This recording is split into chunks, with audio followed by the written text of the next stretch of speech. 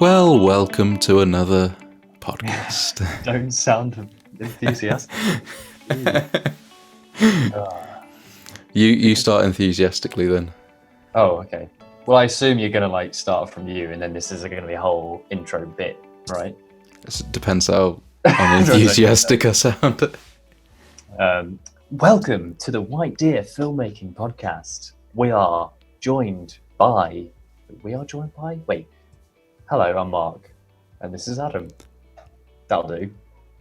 Yeah, that's just about tick the box for an intro. Whose boxes are these? Are we just like the generic podcast, like this is the do's and don'ts? Yeah. Cool. Or it could be corporate upstairs. Don't talk about upstairs though. No, it's mainly because we don't have corporate upstairs, but because we're all in the bungalow, obviously. Yeah, they're on the same level as us. Yes. And they are us. Because we are calling the shots. Obviously. Okay. No one else would call these shots. Yeah, the wrong shots to be calling. But we are. There should be like a proper presenter doing these intros, but no, you know what? I reckon we get away with it. We have a certain charm, or at least and we just don't draw too much attention to it, and it's not too bad. Maybe that's like we have done. Exactly. We just maybe it's that sort of carefree nature. We just breeze through it, and we're just fun and breezy guys. Fun and breezy guys. Just living life. We can't say that and actually be fun and breezy, can we? No. No. Because the sort of people that are fun and breezy don't call themselves fun and breezy. They don't call themselves. They just like, hey man, just going through life, just really chilled out, So what you been up to? Anyway. What have you been watching? Oh, I see. Well, let's both say what we've been watching at the same time, and just talk over each other. Is that allowed by corporate? I've just received word. Corporate says no.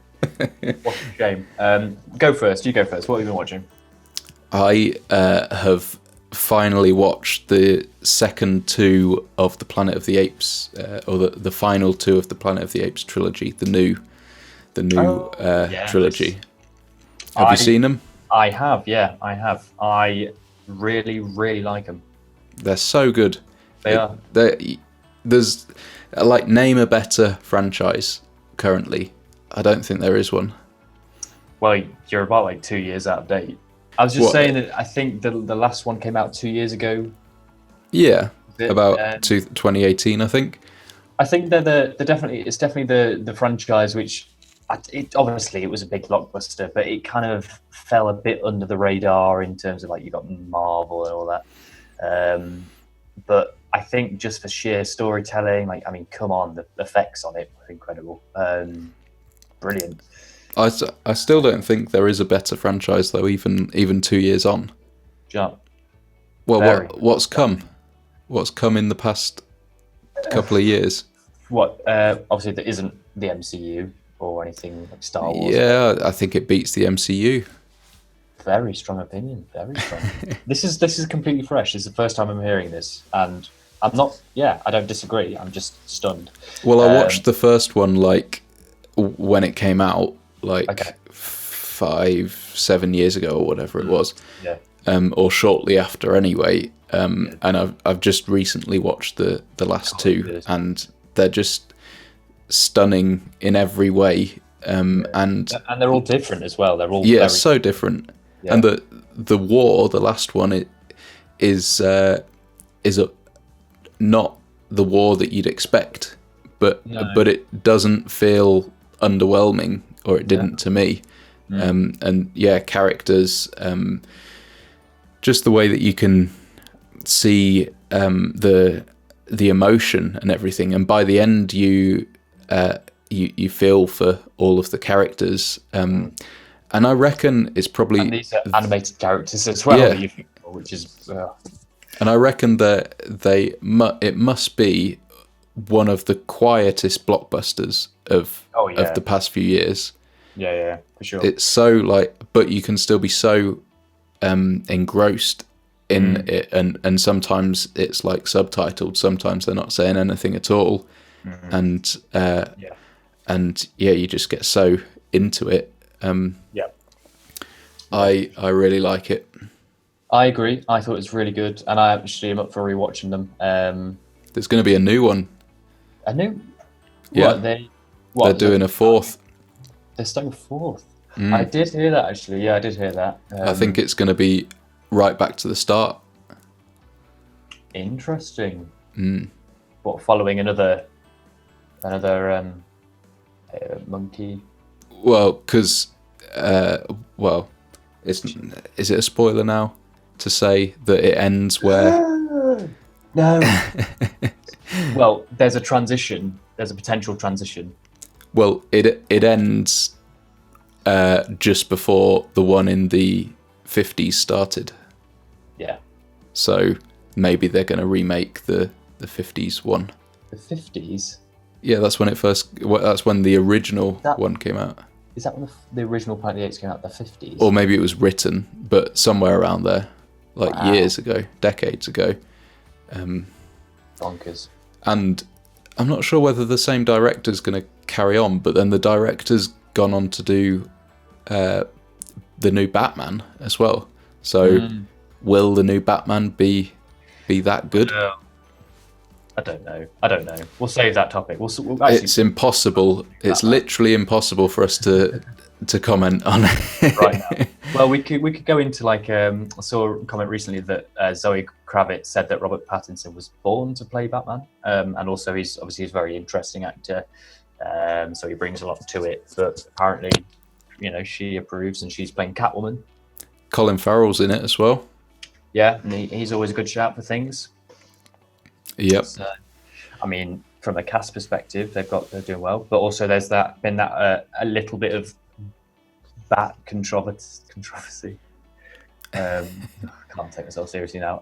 Just about obviously Michael Keaton joining the Flash film as Batman, which is, I don't know. There's the whole, is that a competition side? Is that going to change things? I mean, probably nothing. Probably nothing will change, but it's an interesting twist. They're obviously planning. They've got big plans for it. For the new Batman film, because allegedly Colin Farrell's cast for like barely anything in this film, but they've cast Colin Farrell in it, so he must be. There must be. That's the thought. Well, I mean, obviously we could get further into this, but it's certainly the case that in terms of franchises, Batman and DC is in a very weird place. So they need to do something if they want that franchise to continue to be, a thing, a profit maker. And some people would say they need to do the Joker again. What, just remake? Just keep on doing what they did with Joker. Yeah. Because that worked amazingly well. The best like DC film in ages, so they'll so they need to make another one exactly the same and replace the character with Batman. Sorted. Anyway, that concludes outdated movie news. Our new segment. Outdated movie news doesn't make any sense. What have you watched? Is it modern? Is it new? Ish. Very different. I have obviously continuing my Netflix journey on basically catching up with the rest of the world. So maybe not actually. I've started watching Brooklyn Nine-Nine on a little bit more of a serious level. Have you just dipped in and out in the past then? In the past, yeah. And obviously it was one of those where like I definitely didn't not like it. I liked it a lot, but I was like, because I just hadn't sort of caught up with the characters and got with their story too intensely. I always was a bit like, oh, it's great, everything's really funny, but I sort of feel like I'm missing something here. But obviously starting it from the first episode, and you grow with the characters, and then it becomes a bit of a tradition when you watch it over breakfast and things like that.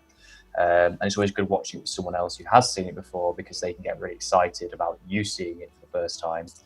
And It's got some of the best cold opens. It does, doesn't it? They're amazing. Very, very, very funny. And just really well done characters. Like one of the comments I said when I was watching it was, I just like how they just nailed the characters from the start.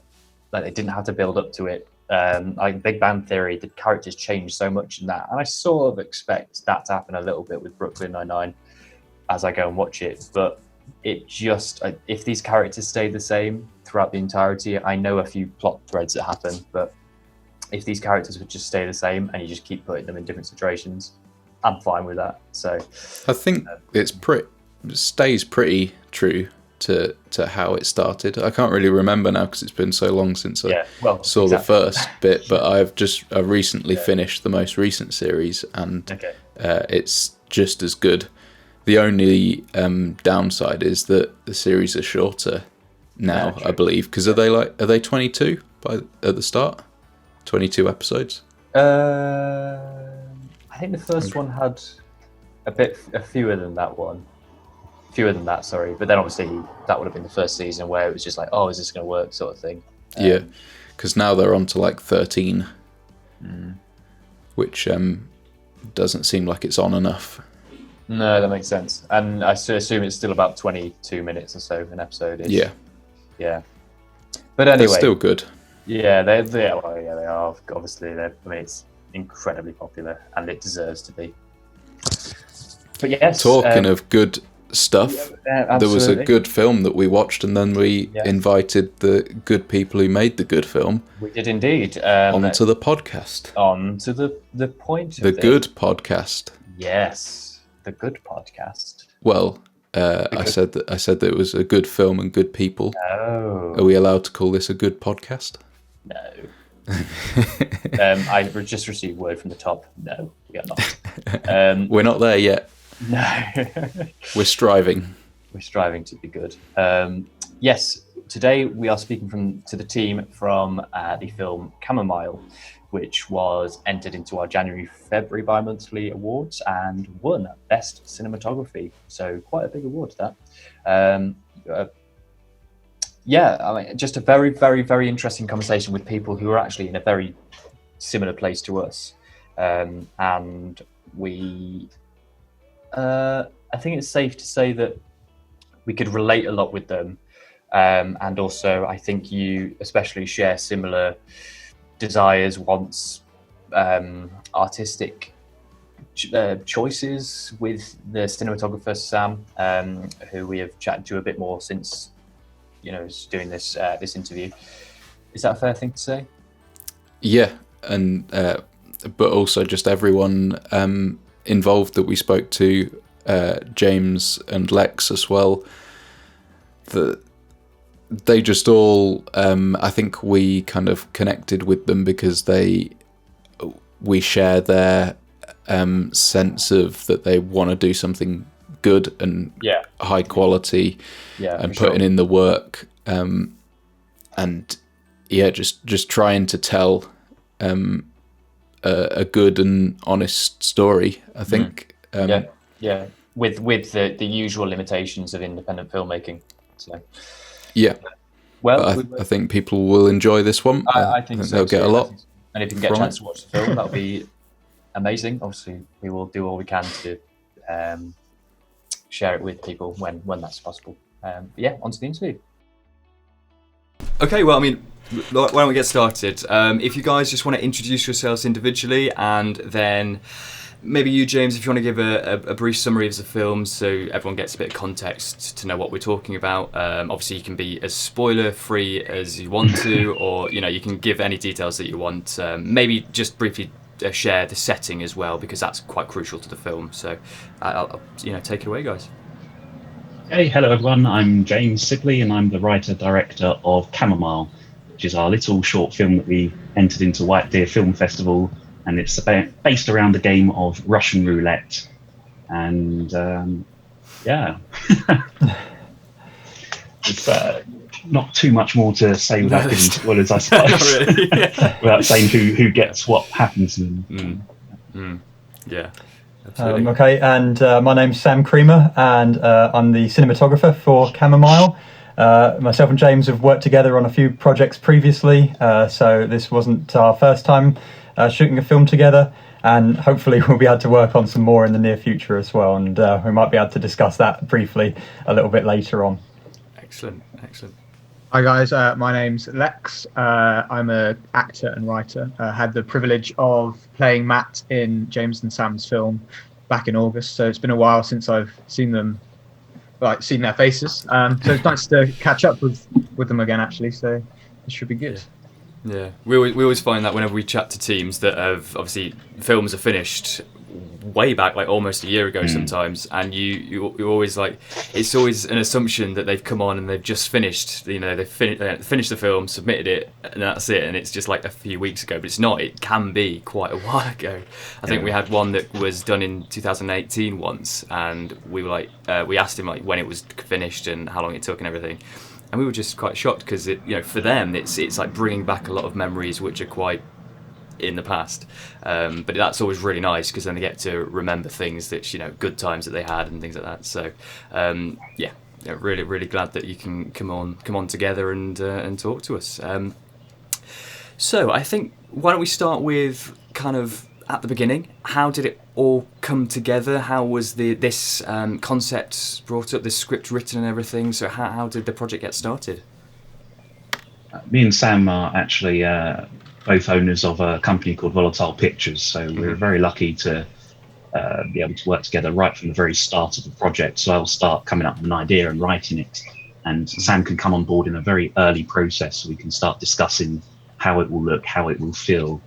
And I always pitch an idea when I have one to Sam before anyone else gets eyes on it, sometimes even before I start writing. Excellent. And is this particular one something which you've been thinking about for a while, or is this something that came to you quite instantly?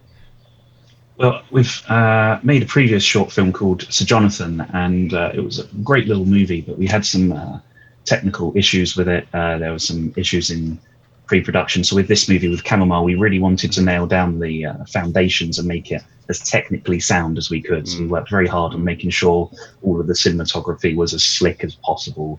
It's also helpful that we both do the edit together as well. So we really do see the project together from the very conception right through to the end and the final product. So we can really always on the same page. Yeah, and that's the thing. Right when James is first talking about those initial concepts and ideas, he'll come to me and we'll sit down together. Oftentimes we'll be sat in the car, we'll go for a little drive to sort of talk about ideas, and then we'll end up sort of parking and sitting for hours and hours on end somewhere, just talking about ideas and going through notes. But we'll just talk about kind of initial concepts for a story, and then how can we approach this technically. What do we have available in our sort of resources that will allow us to achieve this in the best way possible, and then we'll try and iron out any sort of concerns that we have really early on, so that the foundation is really strong. Yeah. It's always really nice when you've got a team or partnerships or companies that have those different specialisms in mind, and you can discuss an idea from different angles and come together and work. And I know I have the same chats with Adam, and Al is another co-director of ours. We can come at one thing and just look at it in so many different ways, but it really allows you to explore an idea, and everyone can get the best out of the idea. So if you're acting, for example, if you want to write a role for you, and you've got a director of photography there that can bring out the best visuals in order for you to look the best that you can, then that's really helpful. And it's always good to attack something from multiple angles, if you like, and really approach it in that way. So what about you, Lex? How did you get involved? Did these guys just come to you with, did you audition in the traditional way? So this they posted an ad on Mandy, and I kind of read the short blurb they put down about Matt, which was the only character within the film that would fit my description as a person, and I found it really interesting. It's definitely a role that I've plays to my strengths. So I thought, well, why not? See what these guys are all about. Did a little research on their company and seeing what they've done before. yeah, and then James got in contact with me, and we kind of discussed the role a bit more and what it would involve, and yeah, he invited me to come on board, and I couldn't have been happier, really. And then he pushed across the script, and that kind of just sealed the deal for me. It's a very different sort of script than I've worked with before. It's not very dialogue heavy, so a lot of it is just working off reactions, which is, I think, often as an actor you can rely too much on the words. So it's really nice to explore an area of my acting that hadn't got much attention, or hasn't got as much attention as it should have in the past. So yeah, interesting. Yeah, brilliant. I wonder, how much can we talk about your character, would you say, or is there potentially any spoilers there to be avoided? I think I can tell you what sort of person he is. And I think that wouldn't give away too much. He kind of comes across as this arrogant sort of yuppie persona, young professional, and he thinks he's better than everyone else. And he likes to play these mind games where he comes across as this perhaps caring and sweeter individual, but really he's a bit of a manipulator. And you'll see that kind of progress through the film, hopefully, when you get the chance to see it. Yeah, and the way he plays off certain other characters reinforces the fact that perhaps it's not all as it seems. Yeah, it's about achieving, in a way, how you go about achieving a goal, and in this case, obviously, it's not the nicest goal to try and get, but it's the way that you guys presented that, narratively, was that like the good guys and bad guys in this situation, like there really isn't any kind of obvious heroes, villains, or anything, because it's just not a nice situation to be in. But I thought it was presented in a really nice way, and obviously I'm really glad that you felt that it played nicely to your strengths, and that you guys saw that, and it definitely comes across. So well done there for sure. Because we another film that we actually talked to a team about recently, they had a somewhat similar concept with the idea of theirs was just two people essentially talking, but they presented it in a nice way. And your film is obviously less dialogue, but it's still just a group of people in one location, and that can present some difficulties, I'd say. You really have to make it interesting, exciting. So from a performance side, obviously with you, Lex, like making sure that the non-verbal communication was key, but also visuals. Like one of the main strengths of Camomile is just how visually interesting it is, colour-wise, like some of the shot choices as well, and I'll rely on Adam a little bit to go in a bit more detail with you guys, but for sure it just stands out as like quite a picturesque film, with each shot just being like a picture that can stand alone by itself. So kudos to that. I mean, if you want to go into a bit more detail as about how, like, what the decisions were about that, and the choices there, just because I know you said it wanted to be technically great, if as best as you could, but any decisions there and thoughts on that? I think I'll knock this one over to Krem to talk about a bit more. But it was very good because we were, as I said earlier, discussing how we wanted this to look at a very early stage, and it was really a great experience just to be able, right from the conception, to decide how this is going to look. And when we were casting people as well, we were looking for people like Lex, who in their show reels you can see they've got great physical presence, and they're very good in portraying words without actually saying anything. And that was very key for this performance, because it is, as you said, very much about the look of the movie. But I'll get Krem to talk about a bit more about some of the colours we used and some of the shots. Yeah, I think wow, there's so much about this film to talk about. In terms of visuals, I could really just kind of wax lyrical for far too much time. But certainly, as I said, when we were building up that initial concept, we always knew it was going to be a visual film. That was the first thing we said. The thing that's really going to drive this is these really stark visuals. And I think for me, I know that, you know, I've been sort of thinking about this 80s revival, this kind of synthwave, retro wave music revival that's been going on, and it was sort of a nice mix of, in my mind, trying to hark back to those sort of early 70s, 80s grindhouse films, you know, those kind of bit of the Warriors in there, you know, some of that Ozploitation with things like Dead End Driving, and then also paying homage to, you know, Drive and John Wick and those kind of titles at the same time. So it was very exciting to be able to approach this one, because it, you know, for me, I've traditionally shot films that are much more naturalistic, much more kind of real life drama, you know, much closer to sort of a Ken Loach style, you know, these sort of very real life, you know, dramatic films, and this one, you know, edged into a sort of more fantastical action, you know, kind of narrative. So, you know, approaching that with a bit more, you know, artistic freedom was really exciting. Absolutely, yeah, for sure.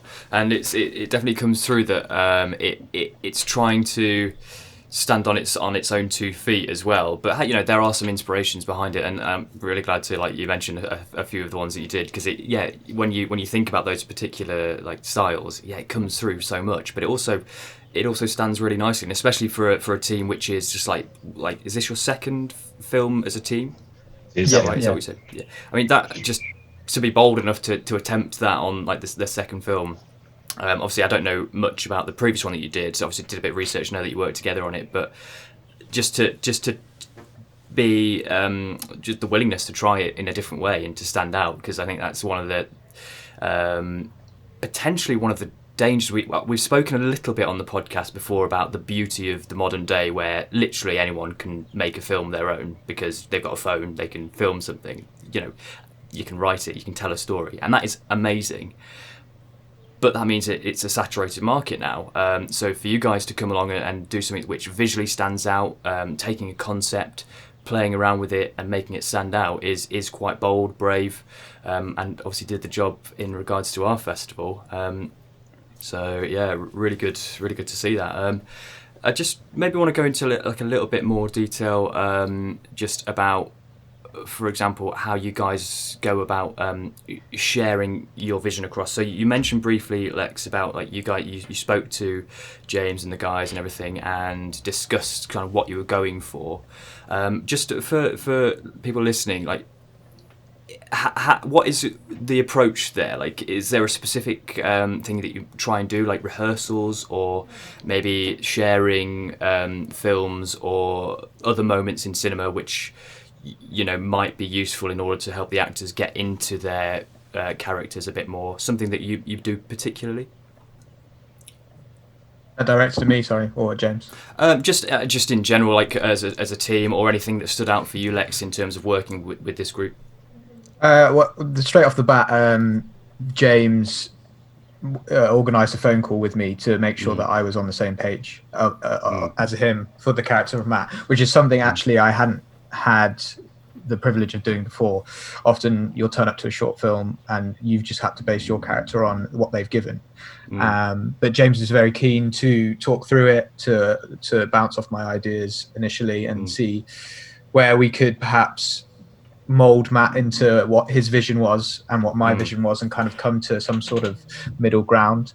I think what separates the process that we went through for me is that James and Sam clearly had a very strong vision going in. They knew what they wanted, and that showed on the day. They knew what shots they wanted. They knew the storyline, the through line of Camomile, and where they wanted the character arcs to go. And that really helps as an actor to be able to go, James, you know, in this situation, what are you thinking Matt would do? Because it's always helpful to bounce off someone, because you know it is a collaborative process at the end of the day, and you're not in it alone. And James did this really. James and Sam, actually, sorry, not to leave Sam out at all, is they created this environment on the day which allowed us to just not, I wouldn't say explore, but it made all the actors feel very comfortable within taking a different choice on a shot, and then James going, well, yeah, that worked, but perhaps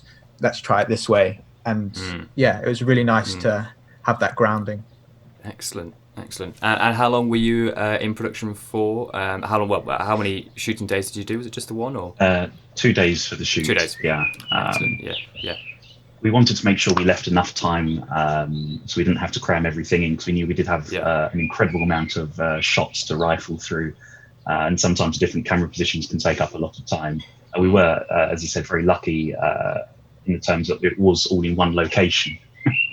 Trying to pull this off in multiple locations would have probably taken a lot longer. But the actors were incredibly professional, Lex in particular, at just going into the moment. We didn't do a lot of, or any rehearsals really. I spoke to each of the actors individually and kind of helped them kind of feel comfortable with their character and their motivations. But I don't like to over-rehearse a scene. I kind of feel like actors need to be in the moment, and when you do a really good scene, I feel like every take after that, your performance begins to degrade and you kind of go into autopilot. So it's really important to keep their performance as fresh as possible. So with the shots, we were splitting parts up. We didn't really do any masters of sections. We kind of used overlapping shots and broke everything down. So it's just to try and keep the performance as fresh as possible. Interesting. Yeah, definitely. That certainly can be the case where it's just the first take is just the one, and especially in this, potentially for your film in particular, the tenseness between the characters might actually have been aided by the lack of rehearsals, where they're not too familiar with each other. I don't know how much communications you had with like the other actors beforehand, Lex, but maybe coming in and just being like a bit nervous around people could have helped. I don't know, maybe. No, definitely. Yeah. I mean, you always get that sense of you don't know how somebody's going to play their character. Yeah. And on the first take, if they surprise you with something, that's such a gift as an actor. Yeah. you genuinely feel something that you didn't know that was going to happen. So, yeah, I agree with James with keeping it fresh and a light performance. Interesting. Very cool. How did you go about finding the location that you used? We were very fortunate with our location, but we did struggle. I was talking to the Kent Film Office extensively and looking at all of these locations, and nothing quite fit what we were looking for. We did at one point come very close to shooting it just in a kind of studio space with blackout curtains behind. Fortunately, at the very last moment, we decided that we weren't going to go with that, and we really did need an authentic location. It turns out I was introduced to this gentleman called Darren Hoadley, who's a family friend, and he happened to have this great big tractor shed where he keeps all of his tractors in this huge workshop. And we met him, and he very kindly agreed to let us film in there, and they kind of cleared all of the tractors out, and it was a really great location. The downside of the location, however, is it was towards the end of August. I'm not sure if you guys can remember, but it was like the hottest day on record. And this was a ginormous tin oven, essentially, with more tungsten redheads chucked in there just for added fun. So we were all melting and expiring. Yeah, that's it. And we went to the location the day before just to sort of scout it out and get a sense again of the space and just think about where we were going to, think about our camera plots and, just get a sense of the space. And, we had to black out the roof as well. So there was a big, metal corrugated roof on it as well. So we were up there sort of pulling this tarp over the roof to black it out so that we had control over the light. And, it's part of the fun of filmmaking. Sometimes it can be stressful, but when you're presented with a situation where you think, look, here we are, and it's 36 degrees, and we're in a tin can. How are we going to make this work? And we had a discussion. I remember we had a discussion with our makeup artist Suzanne. saying, well, these characters are going to be getting progressively sweatier as this tension builds. And in the end, we didn't need any of that, because all of the sweat in the film is genuine. Everyone was just pouring by the end of it. Oh dear! Oh, brilliant. I guess that helps add to the performance as well, for sure. Yeah. Oh, brilliant. Fantastic. It's definitely. It sounds to me like the case where everything sort of came together to help make it what it was, and I think you're all happy with the result that you got to, and it definitely shows. well worthy of the award that it did receive. So well done, absolutely on that regards for sure. Just like, if you don't mind touching on a little bit as to how, what's next for the film. Is it that done, or is that concept being going to be used again going forward? And if you've got any other projects coming forward, or we'll sort of segue a little bit into sort of what's next for all of you, if you don't mind. Of course, yeah. We're currently continuing the festival run for Camomile at the moment. We really enjoyed your festival and had a great time taking part in that. And that kind of buoyed us on to continue our festival run. We're being screened in Romford at some point when normality resumes, which would be really good. But once the festival runs over, we're hoping to put it on an online platform such as Amazon or something, so we can just put it out there, and that's where it will kind of rest. Although we are currently already planning our next project. I'm in the process of writing our next short movie, which is called Venerable, and we'll definitely be coming your way again because we had such a great time. So looking forward to seeing you with that. Brilliant. And look forward to seeing it. Yeah, for sure. For sure. I wanted to talk a bit about like kind of your director DP relationship. Obviously, you've said that you kind of you're talking at the very early stages, which must massively help. I always enjoy it doing it that way as well, rather than coming in at the last minute. But on, I guess, did you have any conversations about kind of like any rules that you wanted to hit visually in this, that you anything that, like you mentioned, not getting any masters really, was that a kind of a conscious decision, or were there any other things that you were kind of trying to maintain all the way through to hit the look throughout of your film? That's actually a very interesting one. Me and Sam, we started filming together a few years ago, and I've always kind of held this theory of like masters kind of makes performances very stale, and they make everything a crew get tired. I don't really believe in long rehearsals or lots and lots of masters and takes. As few camera shots and takes as possible keeps it fresh, as I've said. And it was very strange because when I started working with Sam, he also works this way, and we just never questioned that maybe our way was a little bit strange until we started seeing other people do all these masters, and we're like, oh, so what a kind of weird coincidence that we just kind of both have this style. I'll let Sam talk a little bit more about how he finds this. Yeah, again, it's just kind of been a really sort of great coincidence that I always really enjoyed that process of kind of attacking scenes and breaking them down. I've done a lot of work as shooting documentary and short form documentary content for corporate and things like that. So I've always been quite used to attacking things in the moment.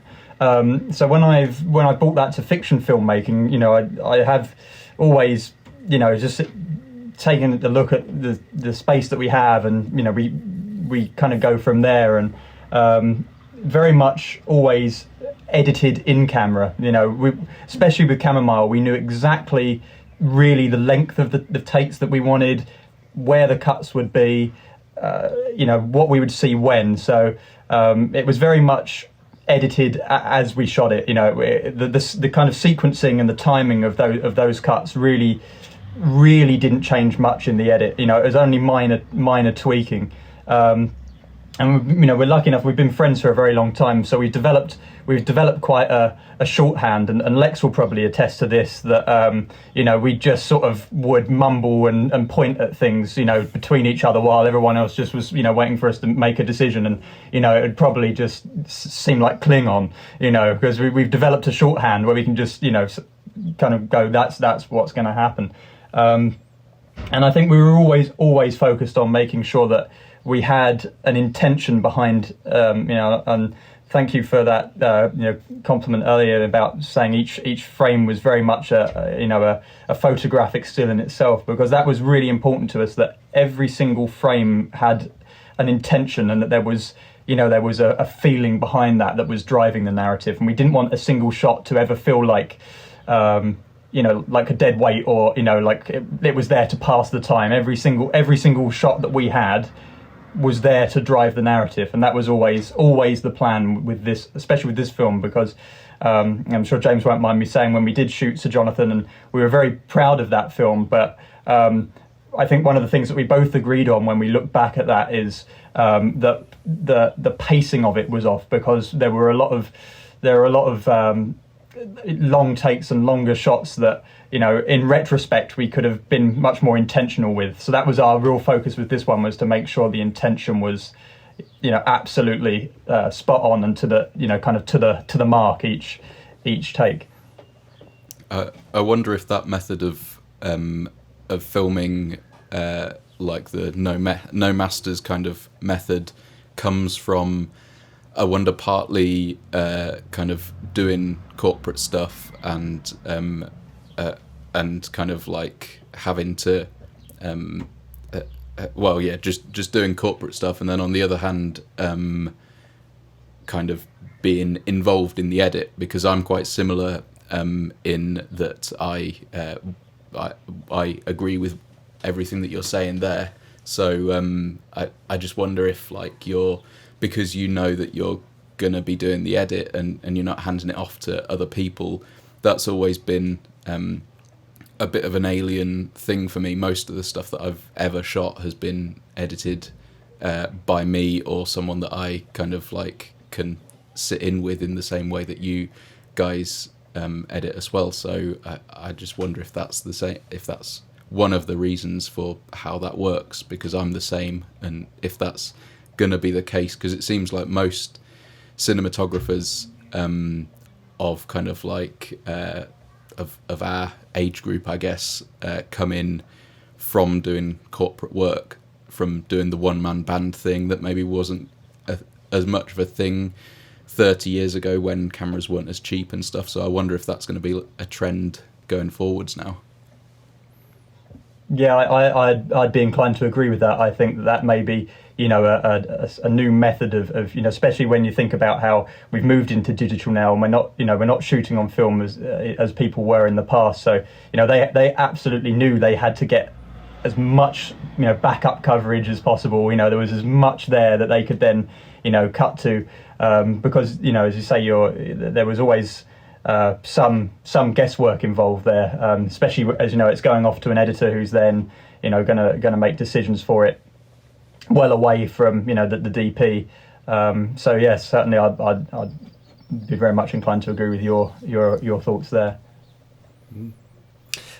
Lex, I mean, just I know it's kind of a different department to you, but like, how do you are you traditionally a screen actor, stage actor? Like, do you have a background in doing film stuff? So is this are you coming into this with, previous experience of a lot of screen-based projects? So my focus has been primarily screen. I've worked on both crew and on the other side of the camera. I do theatre as well, but not to the same extent. I've had a bit of a weird path, I suppose, to becoming an actor. I left university having done a law degree, hated it, and then ended up working crew for things for like BBC and Netflix and stuff like that, on some really cool projects like Black Mirror, and just fell in love with everything. And then whilst I was doing that, I was doing classes to kind of on acting and all that jazz, and then it's probably 3 years into my journey was when I filmed something with James. I'd previously done quite a few short films. I'd done a feature film, but yeah, it certainly was one of my better experiences for sure. I can't congratulate the guys enough on what they were able to do in such a short time. Such a I'd like to compare it almost to something like Reservoir Dogs. I love the kind of simple concept of one room and just the narrative being the driving force. I'm sure James would love it if I compared him to Tarantino.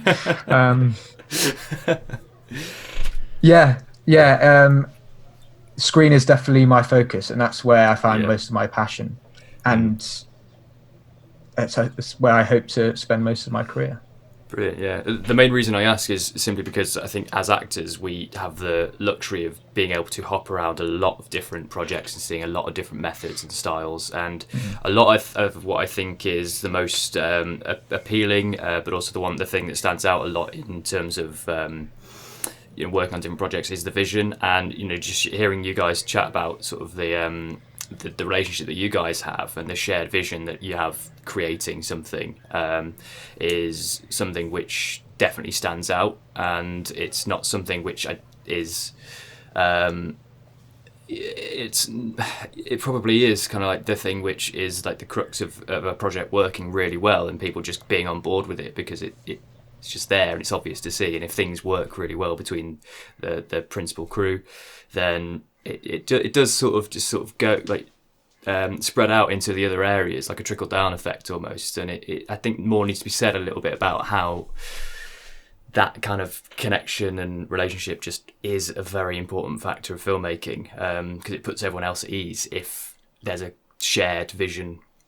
Definitely. Top sort of thing. So I think one of the best things about this was the fact that I had confidence within what Sam and James were doing, and they just got on with it and they knew what they were doing. I've been on many a short film where you turn up, they haven't got a shot list, they don't really know what they want to do, and then you end up waiting for a couple of hours while they piss about, and then you get frustrated as an actor because they're not respecting you and they're not respecting your time. And that's something that James and Sam and the rest of the crew, it just never like even flew in my brain. It was such a professional sort of setting. On that as well, how big was your crew, and had you worked with them before? We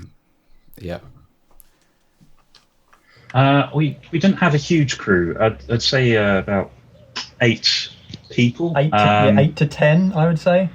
Yeah. It was a mixture as well. We'd worked with some people like Louisa Leach, Paul Jones for a long time, but some people we'd only just met, and it was always risky bringing new elements into a team that already works. You don't know if everyone's going to gel, you don't know what their work ethics are, but we were very lucky. We had some really great people join us and everyone was pulling in the same direction, and it even helps when we have actors like Lex, very intelligent actors who have worked behind the camera and they can see where we're going, the direction we're taking. They can make intelligent choices. It's always very valuable when you have an actor on your set who has worked on crew. And in terms of cinematography, on the next film as well, do you have anything in mind that you're kind of for me, I always have something that I realise that I should have done better on the last one and want to try out on the next one. Is there anything that comes to mind on the next one that you're wanting to try out? Yeah. Do you want to take that one first, James? Okay. I'll follow up. Yeah, with Camomile, we wanted to do something a little bit different with the lighting, and it was very stylized, and it kind of was a hark to kind of neon noir kind of American crime.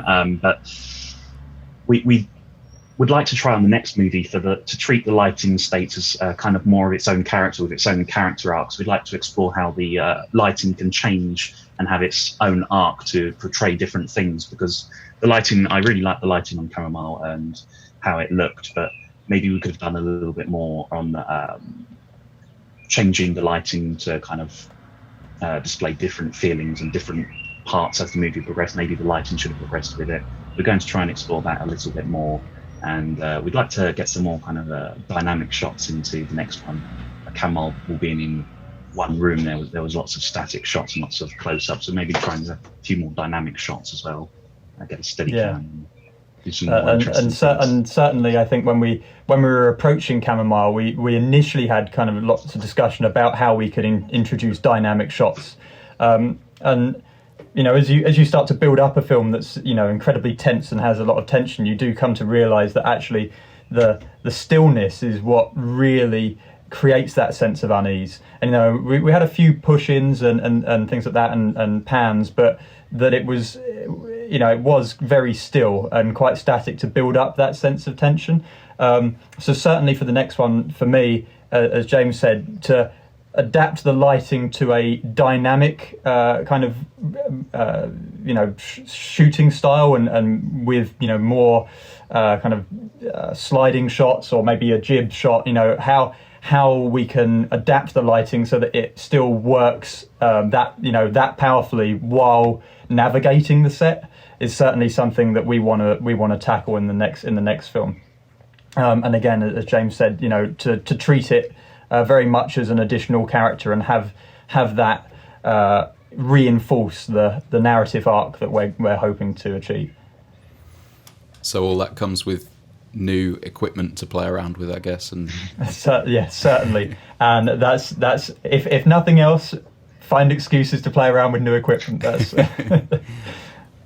yeah, we are a very small budget company, though. I think we made Camomile on about £800,000, and we really have to make the budget stretch, because most of that does just go on people making sure everyone has what they need, they're comfortable, they have good food, they're not struggling with the atmosphere or anything. And we don't really have much left over to spend on equipment. And when we've noticed this a lot when we're going into film festivals at the moment, you see these huge productions on their short movies where they have 50 people, 3 Arri Alexas, and custom built studio. And it's like, so we do have to work within our resources, but we try to do what we can with that. And certainly that's always been something very important to both me and James, is that we've always put emphasis first on making sure that the shooting environment, the care for the cast and crew that have come in to help us and assist us, and the initial kind of spend of the money goes on making sure that everyone is comfortable and happy first. And once that part is dealt with, what we have left, we will then spend on the actual production. Because I'm very much of the belief that if everyone's happy and comfortable and that environment is fun and engaging to be in, then everyone's performance, whether it's from acting or whether it's from a technical side, will be lifted, and then that production value will follow. That's kind of always been my belief, and I think we always try and approach our sets with that attitude. Yeah, I definitely agree. Put the money in front of the camera, and the camera itself isn't the most important factor, I don't think. I'd rather shoot something good on a cheap camera rather than shoot something that looks crap in front of the camera on an Arri. There's just like little point, I think, to that. But I guess there comes a point when like you're saying with the jib stuff and things like that, you may not have that internally, so then you have to kind of carve out a portion of the budget for renting stuff that you just don't have access to. And but I hope, and I think especially with you guys as well, that if you've got the basics nailed, then that's a jib is only going to improve what you've already got, rather than being a distraction from kind of not having the basics correct. Yeah, no, I think that's the thing. Again, you should always approach, you should always approach that process with what's right, what's right for the story, what's right for the film. And as tempted as I am, and I'm sure there are other cinematographers, I'm sure you're the same, Adam. It's very easy to get excited by cool gadgets, and you say, oh yeah, we'll get a Ronin in and we'll do this, and then we'll get Slider and we'll do, and you can start to see all these exciting things because you really want to play around. And I'm just so nerdy about all that stuff. I just love to get technical with it all, and you can sometimes fall into the trap of coming up with ideas to justify playing with gadgets. So certainly when we're kind of planning shots for future films, we'll always be sure that our choices are intentional, and that we're justifying having those additional means so that it's driving the film forward. Yeah. So is the equipment that you shot with yours that you own? Did you rent any in for Camomile? Yeah, so there was a few things that I kind of managed to wrangle a few favors from people that I know, and I know some people at a few lens and camera rental houses. So I managed to get a few extra bits in. The majority of the equipment was some that I own, and the rest was kind of Volatile Pictures company owned. So that was mostly with the lighting equipment is the company's. And then the camera gear is mine. So I do a lot of corporate video outside of kind of the short film work. So that was mostly there from my own inventory. We shot with a Ursa Mini, so it's an Ursa Mini Pro. I've got a Nikon mount on that camera, so I started off very, very early on when I really wanted to get into telling stories with pictures. I always thought I wanted to be a photographer, and it wasn't until I then sort of realized, hey, I really love movies, and you can just shoot things that move. Why don't I do that? That's way more fun. So I started off very early on with a Nikon camera, and I've always had an affinity for Nikon glass and Nikon lenses, so shot a lot of that with Nikon glass. And then we had two redheads which were doing a lot of the coloured lighting. But what happened, of course, with those is that when you gel them with really strong gels like the ones we used in Camomile with those really vivid colours, you lose quite a lot of light quite quickly. They stop down quite quickly. So we had quite a large LED panel that was just kind of about 25% brightness to just fill the room with a bit more ambient light, and that just kind of then brought the whole kind of lux of the space up. And then just to kind of give a bit of a kicker for the eye light, because I was trying to avoid these sort of like dark panda eyes, dark shadows under the eyes. I had a little LED, the AA powered LED, just top mounted to the camera, just as a kicker on the for the eye light.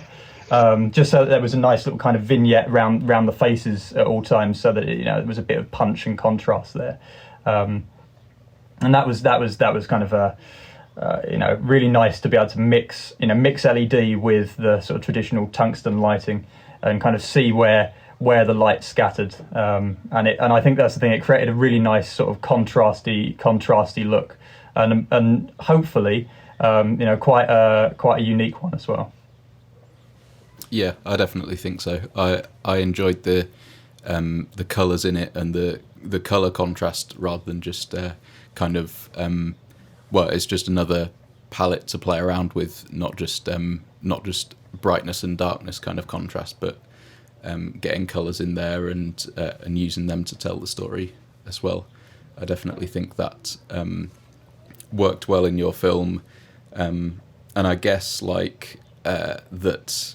I like the story of kind of using the equipment that you've got and kind of like making do and having to come up with different solutions because the gels make lights less bright and things like that, rather than kind of, because if you had all the money in the world, you might get kind of RGB lights to do those and select exactly what color you want, but obviously you have to make do, and I think that's something that that will speak to a lot of people listening, and myself included as well.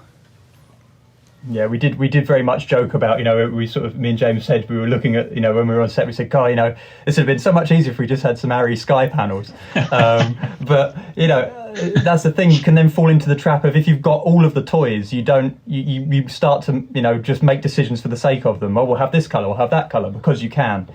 Sometimes being limited by what you have available means that you have to be creative with your decisions, and you have to really have that kind of laser focus on what it is that you're doing and why you're doing it.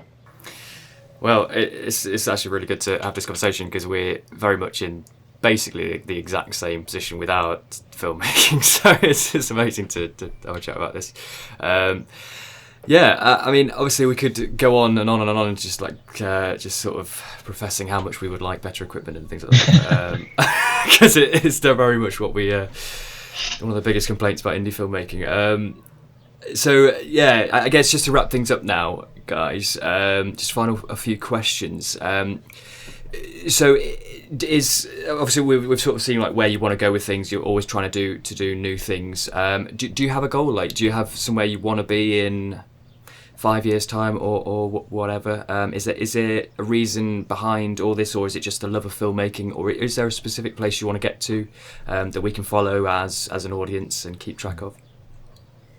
We have one particular script we've been sat on for a couple of years now that we've both really want to make, but we haven't had the we agreed we didn't have necessarily the skills or the equipment yet to make. So every kind of film we make, every short film is a kind of build up to this big movie we hope to make in the next few years or so.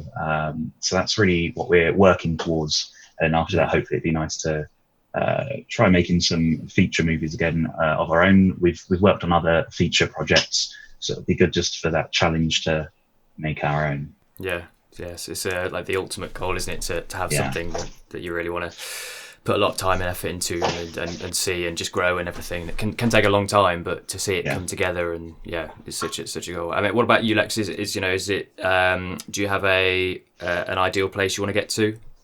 Yeah, certainly. I think specifying your goals as a person is very important. If you don't know where you want to go, how do you expect to get there?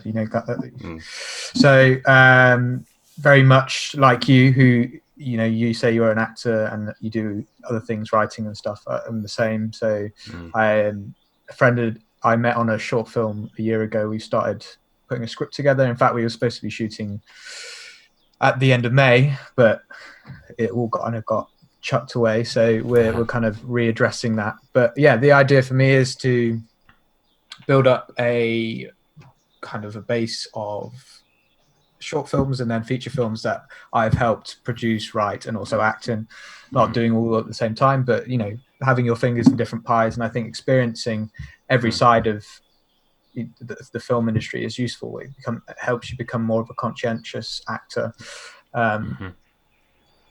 And the plan is eventually to much like James, we've got this project, my friend and I, that we very much want to make, and we'll get there at some point. But it's building up that experience before, so when you come to do it, you're not gonna. I don't know if I'm allowed to swear on this. Not gonna mess it up. So And then, I have my acting aims and certain things that I want to achieve in the next 5 years, but you break it down into kind of micro achievable stuff, week by week, month by month, and just slowly work on things. Excellent, guys. Well, thank you so much. I think we touched on quite a few different things there, which we might, if you don't mind, want to explore in the future, maybe if you want to come back on, because there's loads we can. I think because we're at a very similar level in terms of our own stuff and what we're capable of doing, it might be nice to just dissect them a little bit further and just and go into a bit more detail at some point. But thank you so much. Once again, loved watching Camomile, and really look forward to seeing what you come up with next, because you've definitely got places you want to get to, and hopefully that'll come across on screen. So thank you very much. No, thank you, Mark. It's been really great being here. Well, thank you all very much for listening to that interview. As you can see, we are very enthusiastic about that team, and we really enjoyed speaking to them, and we really hope that they good things come to them, because we know that we can relate to them, and we know that they are striving to do good things. So hope it all goes well. Obviously, we on our website we'll put all the links to their social media and everything. They will have said things and everything. All the best to them. Yep, I'm looking forward to seeing what they create next. I think that's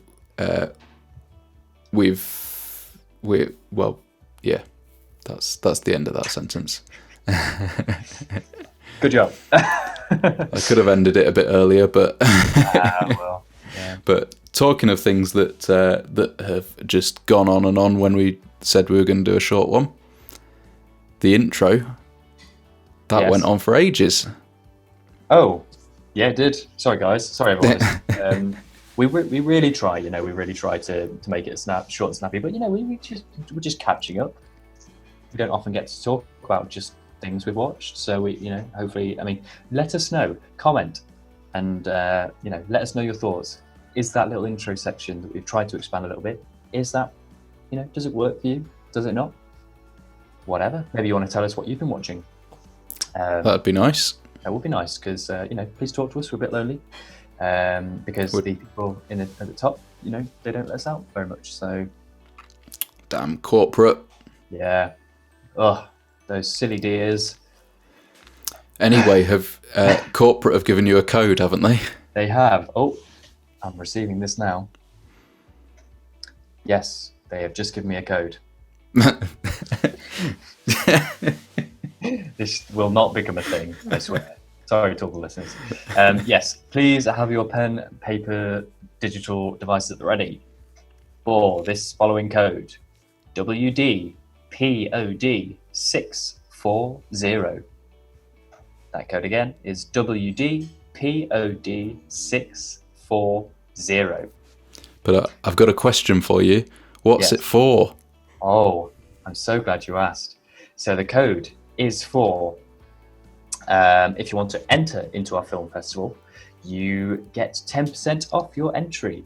You can only use that for the following week, so when this is released, which will be on the 10th of July. You can only use it for the week, so up until the end of this week.